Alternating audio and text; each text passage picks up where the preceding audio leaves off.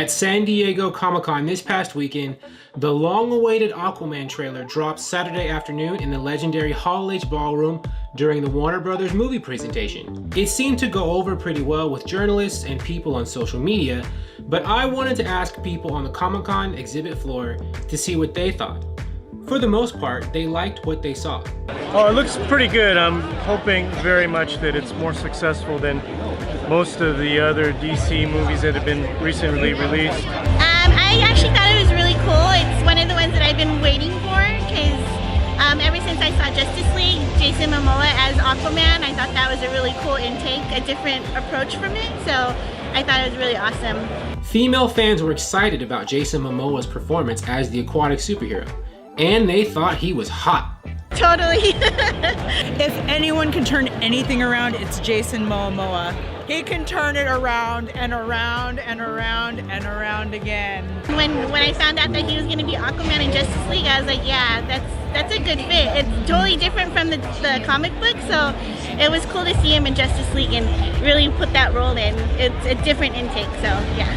The character of Aquaman is something that we haven't really seen yet. We've seen a million Batmans, we've seen a million Supermans, but we have not really seen Aquaman. And Jason Momoa he's from Hawaii. He's a dynamic guy on his own, so I can't see how this movie can fail.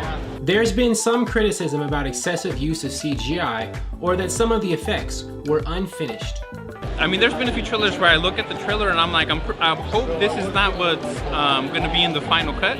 And sure enough, they end up, in post-production, they work on a lot of it. So I do agree with that, but I'm also hopeful that I know they're probably going to work on it more post-production. It's not like the movie's coming out next week or something, right? So they have enough time to make some of those changes so it's not as obvious on the CGI. DC movies have a bad reputation in the eyes of many for the most part, so some people didn't know what to expect from Aquaman, though the trailer may be turning them around. Honestly, before I wasn't so much looking that much forward into it, but now I'm actually pretty stoked. Like I said, granted, yes, there's some scenes or some that's like the CGI isn't that great, but like I said, there's still enough there for me to be really excited to what's actually going to be in the movie.